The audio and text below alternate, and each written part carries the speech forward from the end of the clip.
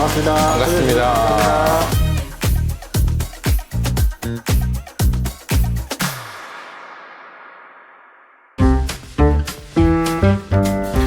안녕하세요. 오늘도 서초동의 MC 지휘자 지중배입니다. 오늘은 두 가지의 직업을 가지고 있는 연주자분을 모셨는데요. 리코더 연주자이자 또 요즘에는 지휘자로서 활발하게 활동하고 있는 제 친한 동생 권민석 지휘자 겸 리코더 연주자입니다. 우와! 반가워. 안녕하십니까. 초대해주셔서 감사합니다.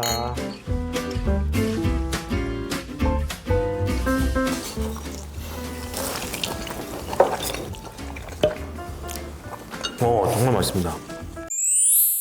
지금 한국에 연주 때문에 들어왔어? 네. 목요일 날은 알테무지크 서울이라는 고음악 연주단체랑 저희 르벨의 원소라는 작품이랑 또 성일영 작곡가님의 가려진 물결 그리고 비발디 작품 서울에서 연주했고요. 또 금요일 토요일에는 안성에서 로시니의 세비야의 발사 오페라 두 번을 공연하고 있습니다. 처음에 리코더로 이제 음악을 시작하고 지금도 리코더 연주자로 활발하게 활동을 하잖아. 네네. 그 리코더는 언제부터 시작한 거야 그러면? 시작은 사실 초등학교 3학년 때 악기를 처음 만났죠. 지금도 그렇지만 모든 초등학생들이 3학년 때 배우니까 보통 그 이중주를 많이 시키거든요. 할아버지의 낡은 시계라고 해서 친구랑 같이 했는데 아니 무슨 학교를 다녔길래 이중주를 시켜? 그러니까 재미로 이렇게 이중주를 이렇게 해보라고 시키셔가지고 그때 뭐 상을 받아왔나 학교에서 이렇게 작게 하는. 그래서 어머니께서 프란스 브리헨의 음반을 사다 주셨어요. 근데 제가 기억하기로는 그때 뭐 동요나 들어있겠지. 그냥 우리들 하는 동요를 뭐 연주하는 그런 수준이었겠지 했는데 그런 게 아니라 정말 바흐, 뭐 텔레만, 비발디 이런 작품들이 녹음되어 있었는데 아 이런 것이 있구나. 그때 충격을 받았던 기억이 있고 그다음부터 또 열심히 계속 연주를 해서 워낙은 조금 취미로 하다가 대한민국 1세대이신 조진희 선생님께서 그때 비엔나에서 공부를 딱 마치고 돌아온 시점이어서 그때부터 계속 선생님께 레슨을 받고 바로크 리코더를 조금 더 하게 되었습니다. 그 리코더라는 것을 처음에는 이거를 전공을 해야 되나 뭐 배워야 되나 그런 생각이 잘 안 들었을 텐데 진짜 그냥 학교에서 모두가 배우는 동요 정도 부르는 악기였을 수도 있고 네.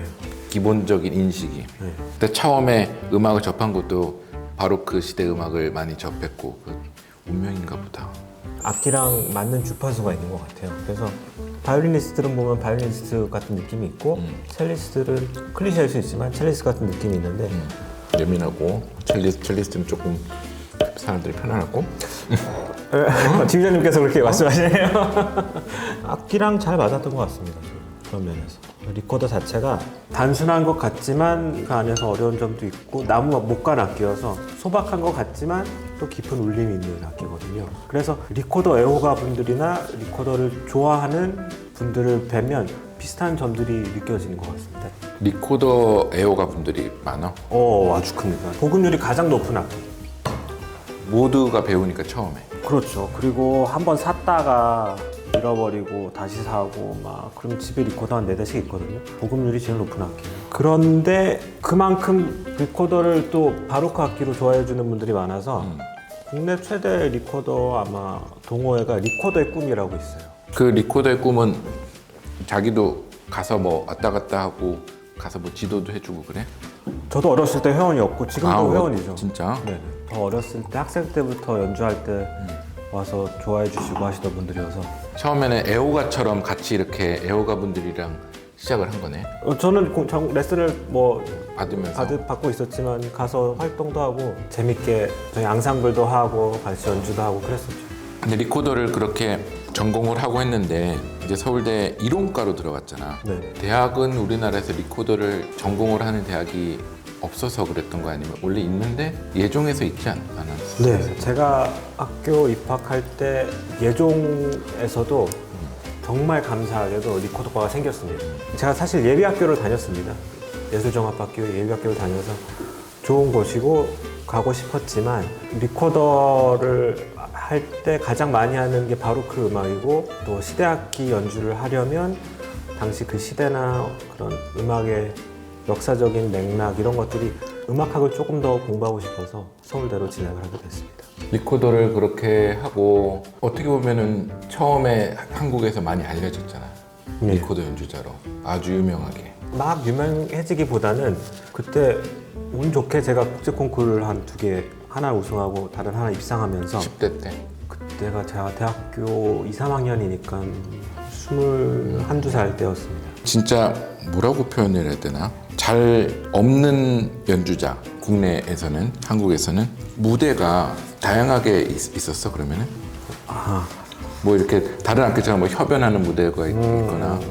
음악이나 이런 클래식 음악이 예술의 전당이 사실은 모두게 갈 수 있는 공간은 아니니까 그런 곳에서만 이루어지는 것이 아닌가라는 생각을 해서 지하철 예술 무대라고 해서 지하철에서 연주하는 공연들이 있었거든요.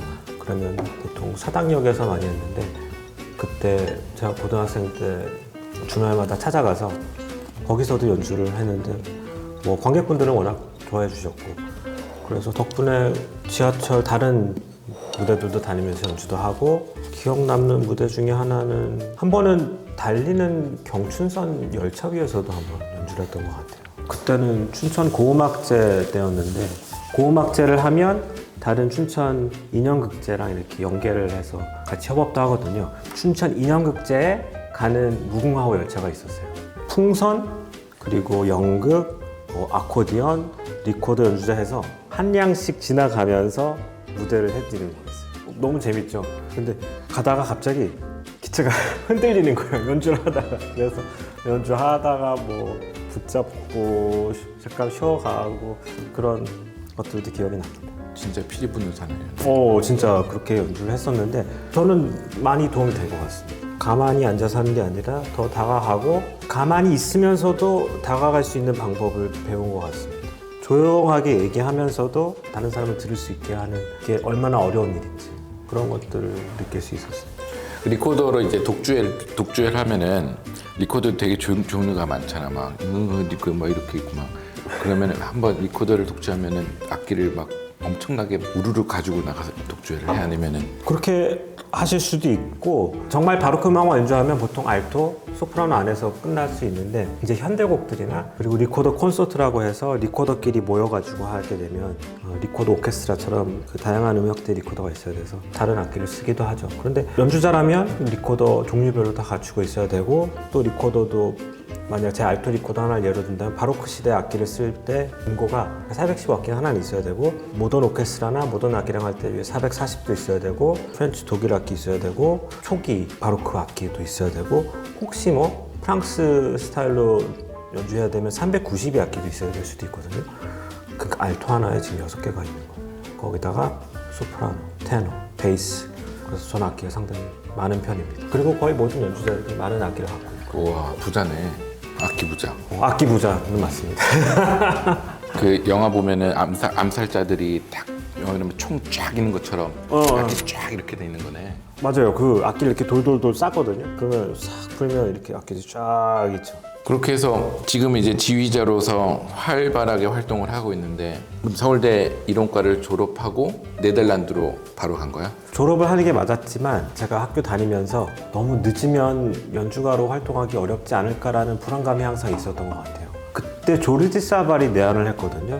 최초로 대한민국에. 고음악에 대한 약간의 불확신이 있었다면 저에게 이거 음정이나 그런 것들도 현대악기에 어렵고 음량도 작은데 이게 정말 확실을 줄 수 있을까라는 그런 고민을 제가 항상 하고 있었는데 음량이 문제가 아니고 결국은 그 음악가의 예술적 어떤 깊이와 성취감 그리고 관객에게 말을 걸 수 있는가 그런 것들을 직접 제가 체험하고 나니까 정말 제대로 하려면 빨리 외국에 가서 특히 유럽에 가서 공부를 조금 더 진지하게 하는 게 맞지 않을까라는 생각을 제가 그때 했습니다. 그래서 이제 고음악이랑 리코더를 더 공부하기 위해서 네. 네덜란드를 선택을 한 거야. 네, 그래서 대학교 2학년을 제가 마치고 네덜란드로 유학을 갔는데 제가 가장 좋아하고 처음으로 들었던 음반이 프란스 브리헨의 음반이었는데 프란스 브리헨이 거의 기초를 다져놓은 학교가 헤이그 왕립음악원입니다. 그래서 거의 주저없이 왕립음악원으로 가서 감사하게 받아주셔서 그때부터 조금 더 깊이 공부를 할 수 있었습니다. 근데 이제 우리 이거를 보시는 분들은 또 궁금증이 생기거든. 고음악이라는 게 뭔가? 클래식 하는데 고음악은 뭔가? 사실 어제 작곡된 것도 사실은 과거의 음악이잖아요. 저는 그래서 모든 것이 사실은 고음악이라고 생각합니다. 300년 전에 작곡된 작품도 어떻게 연주해야 될지 저희가 고민해야 되고 200년의 전의 작품도 저희가 고민을 해야 되고 지난주에 작곡된 작품도 고민을 해야 되는데 가까울수록 고민의 양이 조금 줄어들 수는 있죠. 왜냐하면 가까이에 있고 자료가 더 많으니까. 그런데 더 멀리 있는 작품들, 특히 뭐 르네상스 음악, 바로크 음악은 현대와 너무 멀리 떨어져 있기 때문에 저희가 더 고민할 것들이 많아지는 것 같습니다. 특히 더 오래된 음악들을 잘 재생시키려면 어떻게 해야 되나 라는 고민에서 시작된 운동을 고음악 운동이라고 할 수 있을 것 같은데요. 그 정의를 내리는 게 시대적으로 굉장히 모호해지는 시대성이 있잖아요. 바로크 시대인지 르네상스 시대인지 예. 그걸 다 통틀어서 고음악이라고 하는 건지 예. 그거를 정의 내리기가 되게 어려울 것 같아요. 그래서 통상적으로 보통 바로크 시대까지를 고음악이라고 많이들 얘기하시는데 제 개인적으로는 고음악의 영역은 딱히 없다고 전 생각하고 더 그래서 제가 잘 쓰려고 하는 말은 시대악기 연주라는 말이 조금 더 어울리는 것 같습니다. 그 당시 시대의 악기로 연주를 하는 방식이니까요. 그리고 고음악 연주라고 해서 맞는 건 아니에요, 사실. 결국은 하나의 시도인 것 같아요. 근데 저희가 최대한 그 방식과 그리고 문헌 그리고 연주법을 고민을 해서 시도를 하는 건데 그걸 통해서 시대악기 연주가 아닌 것에도 도움이 될 수 있기 때문에 시대악기 연주 그리고 고음악 연주법은 음악 아마 역사에 있어서 중요하게 남을 사조가 되지 않을까 생각하고 이미 그렇게 된 것 같고요. 그 고음악을 이제 하면서 네덜란드에서 어떤 계기로 이제 지휘라는 것을 관심을 갖게 됐어? 제가 존경하던 음악가였던 프란스 브리엘이나 뭐 톤 코프만, 헤레베 그런 분들의 연주를 보면서 조금 더 내가 더 하고 싶은 레퍼토리를 하려면 지휘 공부를 해야 되겠다라는 생각을 조금 하게 되었습니다. 리허설 테크닉도 있겠지만 지금 100명이 모이면 1분을 지휘자가 더 쓰면 그러면 1시간 40분을 더 쓰는 거잖아요. 이 시간을 줄이려면 테크닉이 어느 정도는 있어야겠다라는 생각이 들었고 또 지휘자가 지휘하는 방식만으로도 음악이 바뀔 수 있다는 거를 다른 지휘자분들을 통해 느끼면서 지휘 공부도 더 늦기 전에 해야겠다. 그래서 지휘 공부도 학사, 석사까지 다 마쳤습니다. 그럼 이제 제2의 또 인생으로 지휘자의 길로 들어섰는데 헤어스타일도 되게 지휘자 같고 또 지휘의 길로 들어서니까 또 음악이 또 다르게 보였을 것 같아. 조금 더 가고 싶은 방향도 더 정해진 것 같고 제가 특이한 케이스이기도 해서 작곡 이론 리코더를 하고 지휘를 해서 그런지 다른 특이하지. 오케스트라 악기가 아니잖아. 그렇죠. 그래서 다른 그 같이 공부하던 친구들이나 동료들이랑 얘기를 하다 보면 약간 제가 미운오리 새끼라고도 할 수 있고 좋게 보자면 아웃 오브 더 박스 생각을 하는 경우도 있었던 것 같고 맞고 틀리건 간에 그런 면에 있어서 제 배경이 저는 더 재밌게 지휘 활동을 하는데 도움이 된 것 같습니다. 그럼 지금은 지휘자로 불려주길 원해. 만약 선택을 한다 그러면은 그 어떤 프로그램에 내가 한 거만 쓰게 된다 그러면 어떻게 불려주길 원해요? 사실은 그냥 음악가로 불려지면 그게 제일 좋은 것 같습니다. 저도 가끔 그런 생각을 하는데 처음에는 지휘를 할 줄 아는 좋은 음악가가 되는 게 목표였거든요. 그런데 지휘를 하면 할수록 느끼는 게 지휘를 그냥 하면 안 되고 지휘를 잘하는 좋은 음악가가 되는 게 중요한 것 같습니다. 그래서 질문에 대한 대답은 제가 못 드린 것 같은데 피해갔어. 지휘는 크게 약간 조금 더 챙길 게 많아야 된다고 하나? 모든 분들을 도와드려야 되고 저도 잘해야 되지만 연주는 잘하는 건 똑같이 잘해야 되지만 오롯이 소리를 본인이 내기 때문에 다른 종류의 책임감이 생기고 지휘하면서 약간 이렇게 떠 있다가도 연주를 하는 순간이 되면 다시 이 땅에 내려와서 음악가의 본질로 돌아간다고 해야 될까? 그런 느낌이 들 때가 있어서 둘 다 하는 거는 저에게도 많은 도움이 되는 것 같습니다. 그래서 지휘자가 좋아, 연주자가 좋아? 그런데 조금 더 다양한 활동을 할 수 있는 걸로는 지휘자가 더 좋은 것 같습니다. 리코더의 레퍼토리가 어느 정도는 한계가 있기 때문에 그래, 그렇게 대답하면 돼.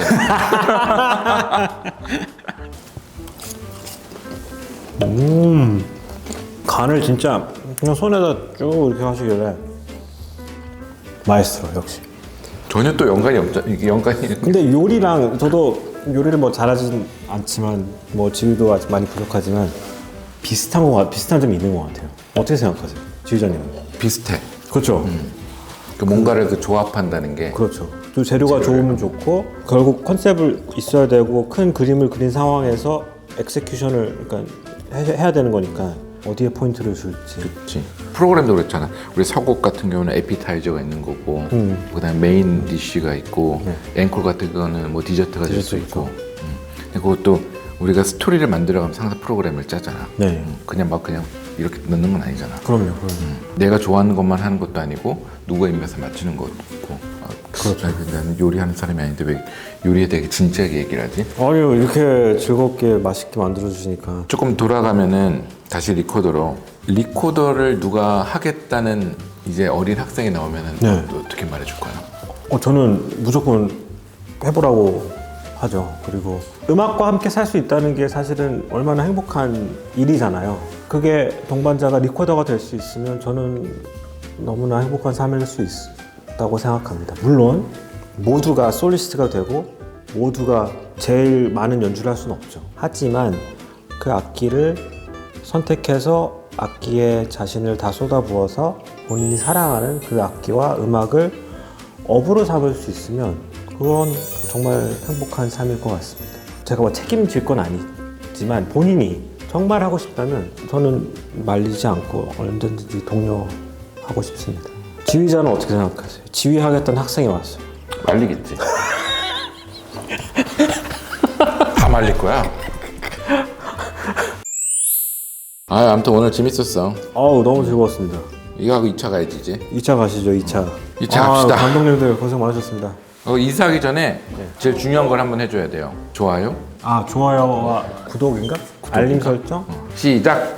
보통 그럼 어떻게 얘기하세요? 좋아요와 구독 부탁드립니다. 드뮤 TV부터 먼저 하고. 드로잉 더 뮤직 TV, 드뮤 TV 많이 사랑해 주시고 좋아요, 구독, 알림 설정 꼭 부탁드리겠습니다. 감사합니다. 댓글. 안 해. 자, 감사합니다. 진짜 댓글.